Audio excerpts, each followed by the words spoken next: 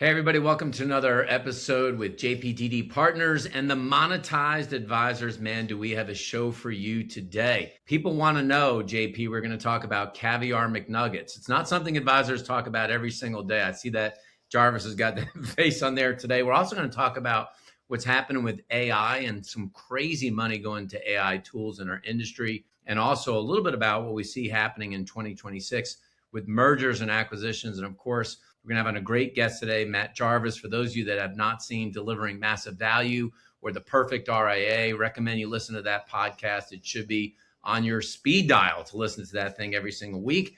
And then we're going to show you a deal of somebody who is a fixed indexed annuity salesperson. I know some of you are not doing plate liquor dinner seminars, but if you are, it may be true that your business is actually still worth a lot of money. We're going to talk about that today. JP, thanks for joining this week. Always fun to be with you. And Matt, thanks for joining us today. So here's what I wanted to start with, guys. I don't know if you saw this, but we talk about money with clients all the time, and advisors do. And this one is a new trend that's happening in America called the high-low strategy. And what it is that people are taking, I won't call it low-grade food, but lower grade food and pairing it up with something that's super expensive. So on Valentine's Day, McDonald's came out with caviar McNuggets. This is no BS.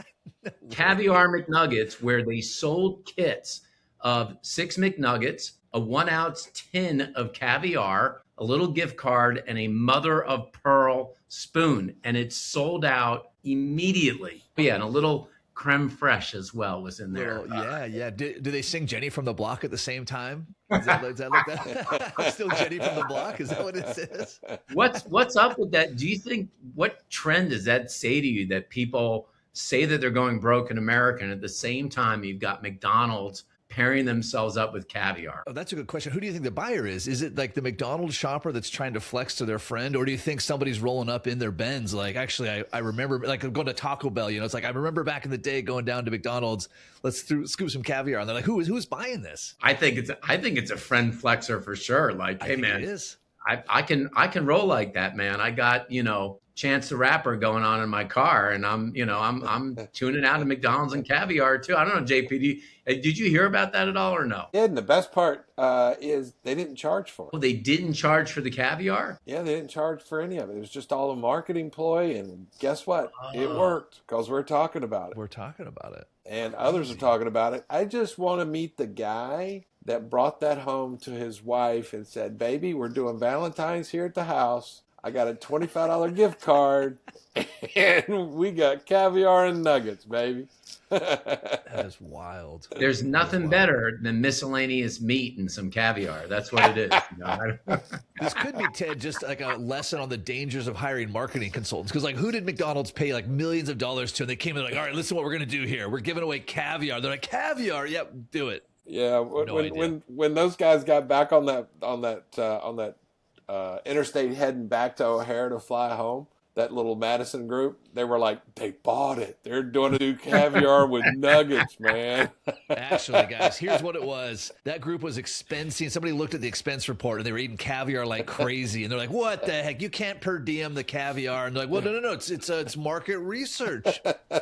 Yeah, that's exactly right. Well, I wanted to open that story because it's just fun telling advisors to listen to this. Like, don't ask your clients about how the weather was or how the job is and stuff like that. Do a little bit of research, bring up something interesting on an appointment, because what a lot of advisors forget for getting more leads is you want your clients to be able to tell a story. So you want to give them information they don't have so they can be somewhere else and share that information and share your name. Nobody's talking about caviar McNuggets. No. So listen, Jarvis, when we come to the conference this year, in October, can we at our table set up some caviar McNuggets and see if advisors play ball with us or what? Yeah, you know what, Ted? I think let me make a note of that. We'll make sure I'll have to think of something that's already been done, caviar McNuggets. So I'll have to think of something like filet mignon or like I'm going to do Wagyu beef Taco Bell tacos. So you just wait. Yeah. I'll have a Crunchwrap Supreme with some Wagyu beef in there. We'll put flaming Doritos and some Wagyu beef on there. We'll just let people take a little taste of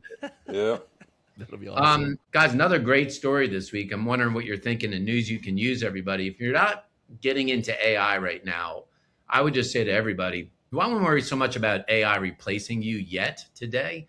But I think you certainly, if you're not leaning into some of these tools, you're making a huge mistake because there are inevitabilities. But Jump, which a lot of advisors are using for AI note taking, syncing to their CRM, it just raised out an $80 million Series B.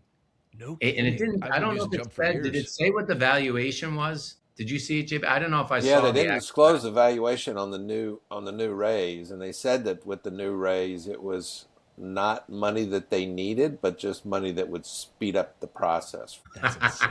On a note Uh, taker app. Well, how, yeah. Jarvis, I mean, how are you seeing advisors playing this out when you have companies like Hazel now, like part of Altruist that, has their own AI note taker? Or those, in our industry, is it going to be more fad, or do you think people will just have less assistants and more AI note takers? Yeah, it'll certainly be interesting to see how it actually pencils out. It sort of feels like when, and this will date all three of us, when the internet and computers became mainstream, and there was companies that were really holding out on like the typewriter, right, or on the smartphone, right? Even Microsoft, right?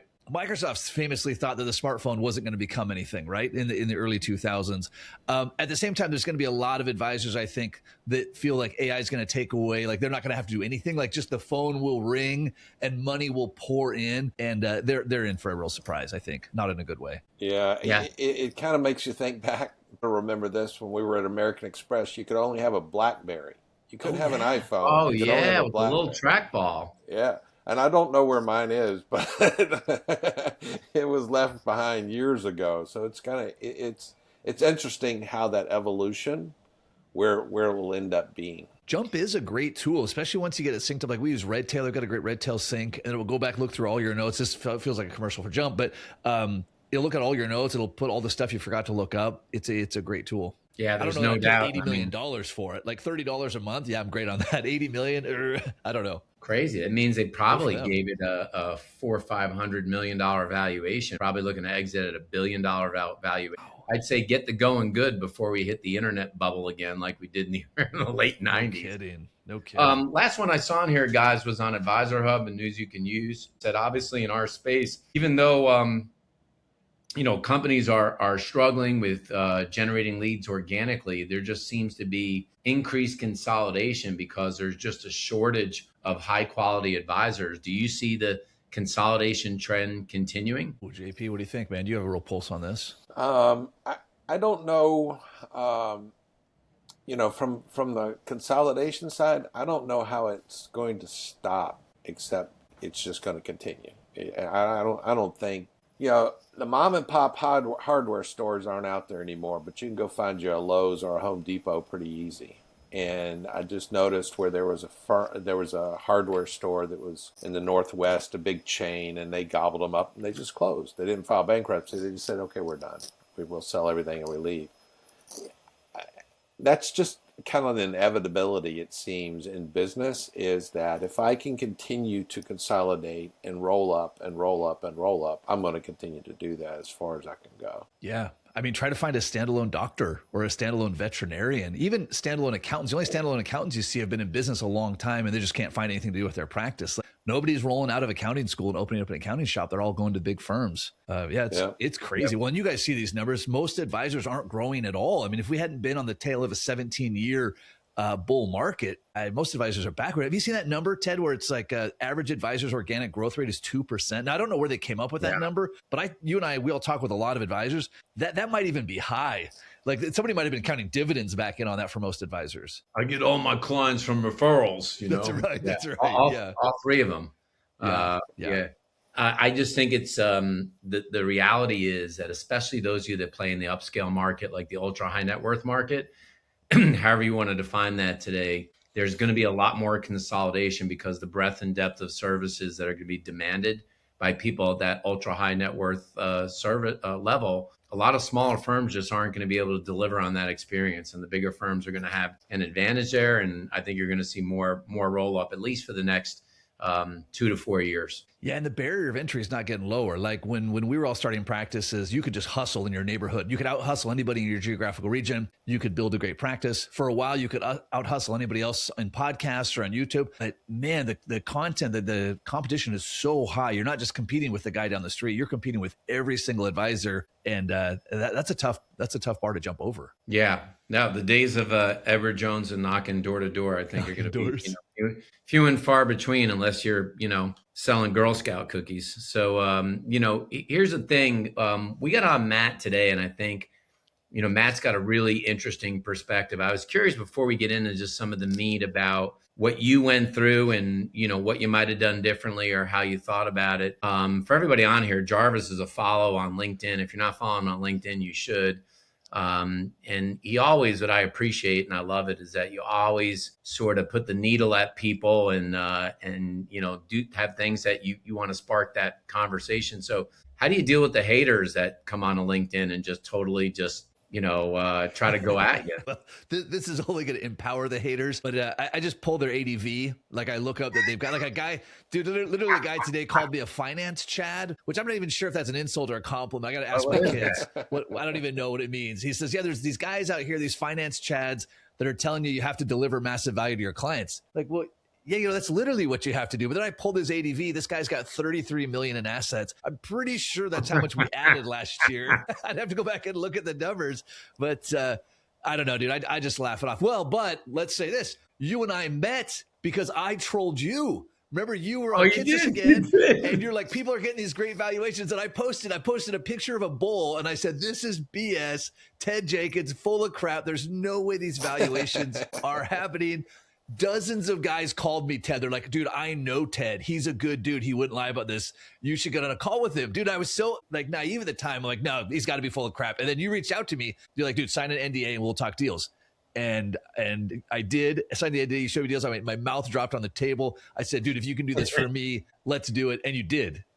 You did in incredible ways. So yes, trolling worked out for me in the end, I guess, is the short answer. That's pretty funny. So there's the advice to our audience today: troll and troll heavily. Troll with an open mind. Troll with an open mind. So when you look at your transaction, which now you're into it quite a bit, time goes by fast, which is one of the things about these deals that people don't know how fast the earn out period happens and all that other stuff. What do you think going into it you liked about what happened? And, now that you're post transaction, what would you recommend to advisors and how do you think about it? Yeah. So I'm a year and a half in, which means I've already got my initial payment, my first earn out. 2 years. Almost 2 years. Yeah. Almost 2 years.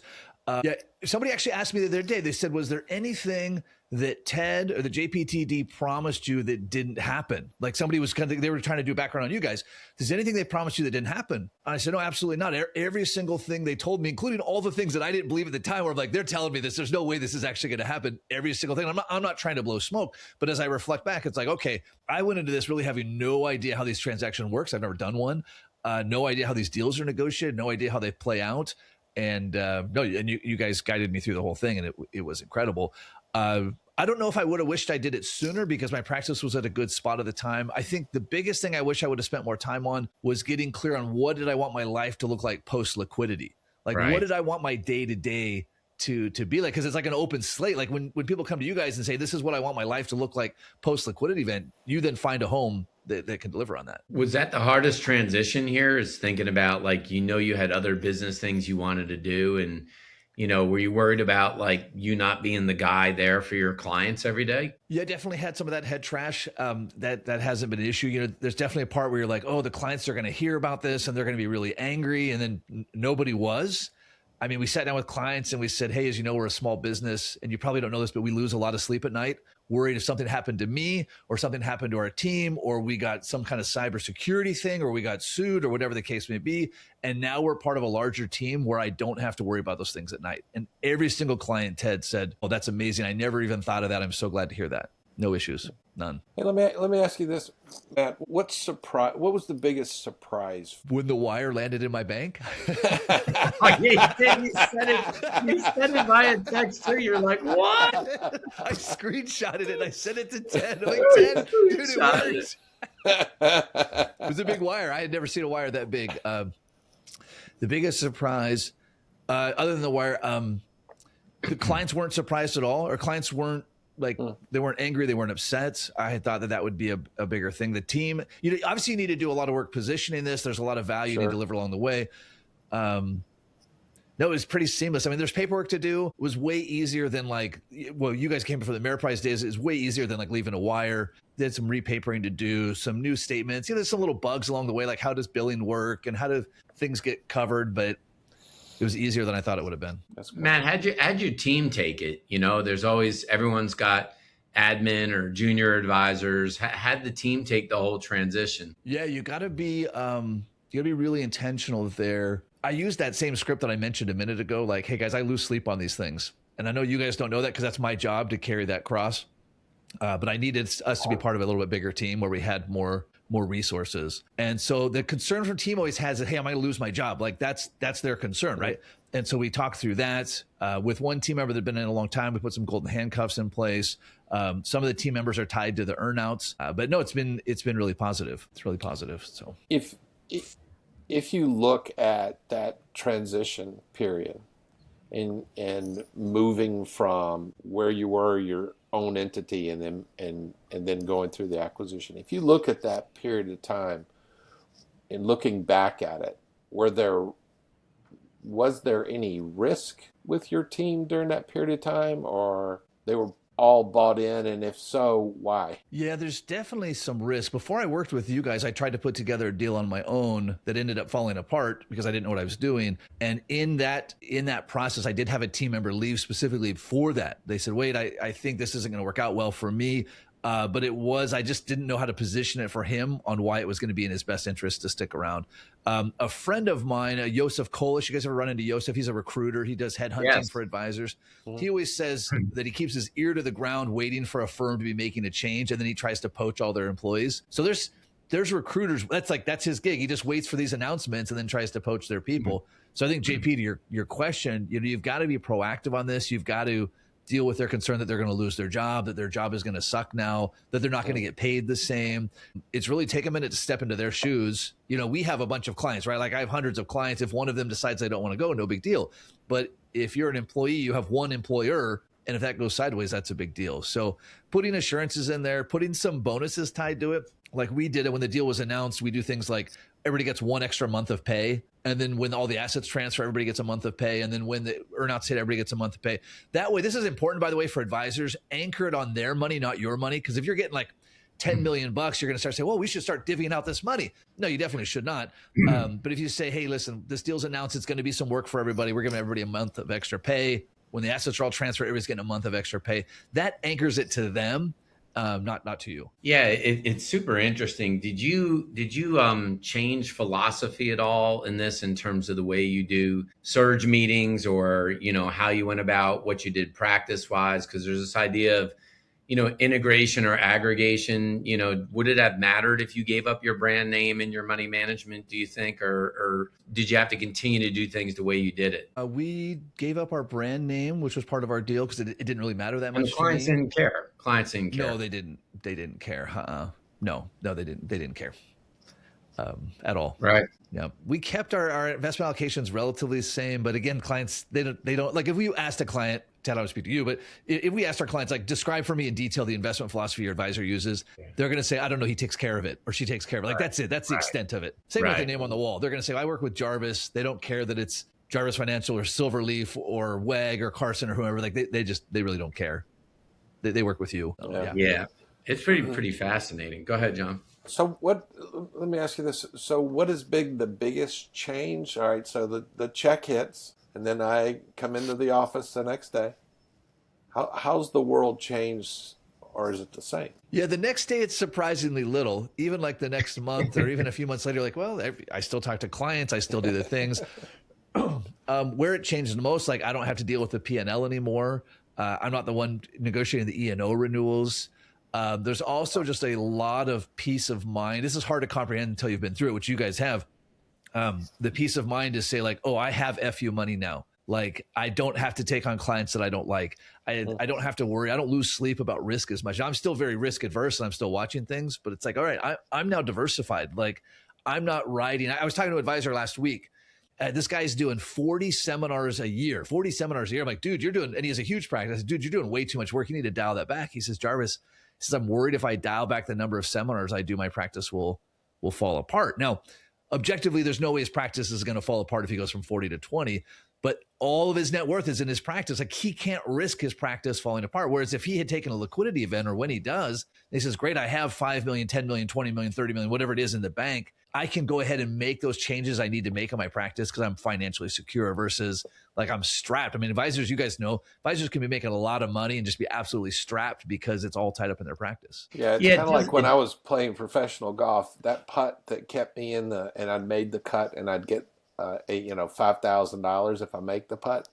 When you had $500 in your pants, I got a little nervous on making that putt.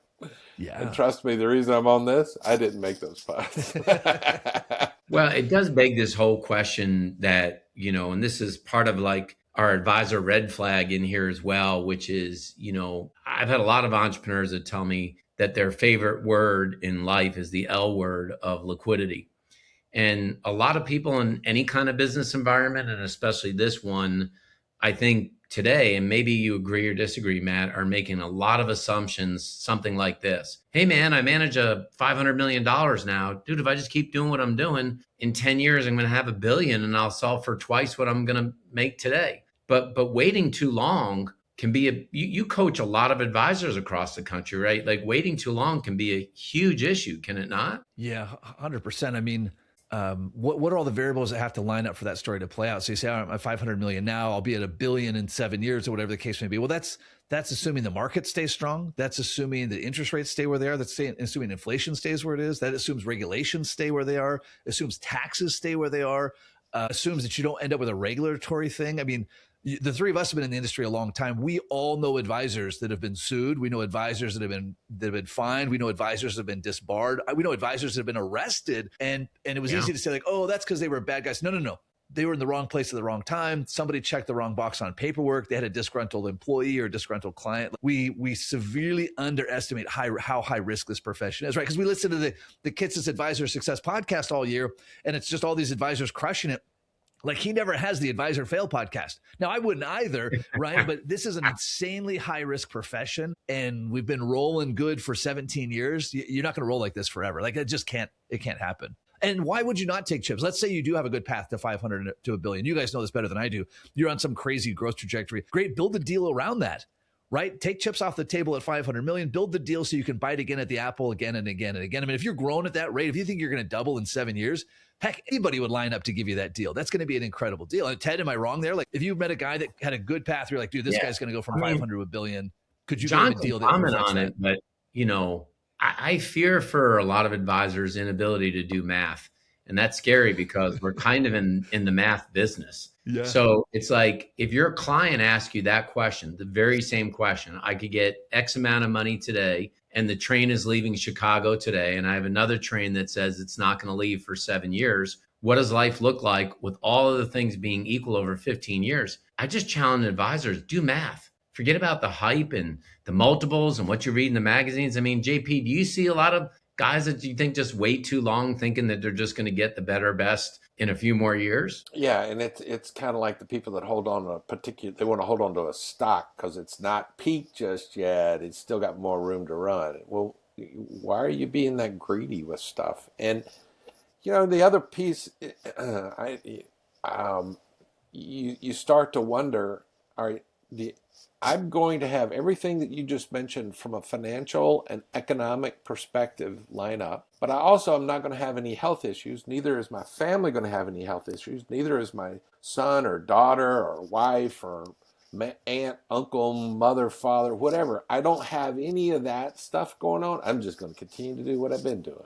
And it's such a fallacy to believe that that's going to be the case. Yeah, I mean, we saw alone this year, for everybody listening to the Monetized Advisor here, and Matt does know some of these people. We saw one advisor who was about to do a deal close to 100 million and then ended up getting, well, I don't want to say divorced, but started the process of a divorce proceedings that completely, put a rift in the plans. I saw one dad who was going to sell with his two sons and he got cancer, and it forced the sale to operate differently. And by the way, I don't want to say that the only ships that sink are partnerships, but the point of it is, there's so many advisors that you get held hostage by your W-2s or your 1099s, or you haven't thought through what this is going to look like. And when you wait, these problems don't get better. They get worse. They get worse. And the real X factor for everybody listening is definitely AI. I don't think any of you, if you think AI is the same thing as robo-advisor, you need to sit in a tech class. They're not even close to the same things. As it stands today, guys, I don't know what will happen to software like Calistaplan when you see things like Hazel and even Chat GPT can pick apart a tax return and give better proactive advice than probably 99% of the CPAs that are out there. Yeah. Why would I not take chips off the table? Like even the advisor's name escapes me, but he took a big liquidity event a couple years ago, and I asked him why he did it, and he said he was chatting with Rick Edelman, like the Rick Edelman, and Rick had shared, and I didn't hear Rick say this personally, so this is hearsay, but Rick has had several public liquidity events, as has Carson, as has all these big guys. Right. And they've all said we did it so that we could play more offense. Because if you own 100% of your firm, you have to be playing offense and defense. But if you've taken chips off the table, so if you're a growth-minded advisor and you have the numbers to back those up, great, take chips off the table and go full offense. Or take those tasks off your table, the management stuff, the compliance stuff, all the stuff that's holding you back from meeting with clients, from prospecting. Do a liquidity event, get all that crap off your table. Like, think how much faster you'd grow without the fear of needing to play defense, without having to deal with that other stuff. You could just literally be in growth mode 24/7. I mean, man, talk about growth then. That's crazy. Well, every week, guys, on the podcast, we like to do something called Deal Me the Cards. And you're in Vegas, so you see a lot of that happening out there. See a lot of that, yeah. So here's the deal. This is something that John and I worked on, a deal that we saw, and it gets to the part of like when any of these firms want to get into a given market or they want to expand, it can certainly change the multiples. But this is a group doing about $6 million of revenue. Now, I want to preface this by saying $2 million of the revenue was all fixed indexed annuity. Really? Okay. Wow. Yep. 2 million of the 6 million was the other 4 million was advisory. Okay. So call it 4 million wrap. $2 million plate liquor. That was the $6 million. The profitability on this, according to the private equity company, was $2.6 million of EBITDA, if you will. And John will talk about this in a little bit, but EBITDA can be calculated differently by all these companies. It's why you want somebody like us representing people, because you might have gotten a good deal, but you didn't realize you could squeeze out an extra $250,000 of EBITDA. And we might have put $3, $4, $5 million more in your pocket just when you see all the angles. So Jarvis, the price on this was a 15.5 on cash flow. 15.5. Wow. Total enterprise value, $40 million. $40 million for that practice. So almost a 7X. Yes. And with 2 million being fixed indexed annuity. That's crazy, because normally we used to say like only the AUM money paid. So if they had 4 million of AUM, that's like a 10X on gross of the reoccurring. But wow, that's crazy. Right. And usually you'd only get 1 times on the 2 million anyway for the assuming they were dead assets. Yep. And basically the way this got paid out on here is that it was about half the money up front. Yep. With a little bit in stock. Then there was after the first year, there was a retention payment. For most people that don't understand that, it means, just generally speaking, you got to retain 90 or 95% or 100% of your revenue. And then there were 2 very small growth earnouts. The first growth earnout was 10%, and the second earnout was at 15%. So that was a little bit bigger. Yeah. But $40 million, call it ongoing comp to pay staff and advisors about 35%. So, JP, what do you see when you see deals like that? 15.5 times cash flow. Are you seeing more of that, less of that? Does it depend on the practice?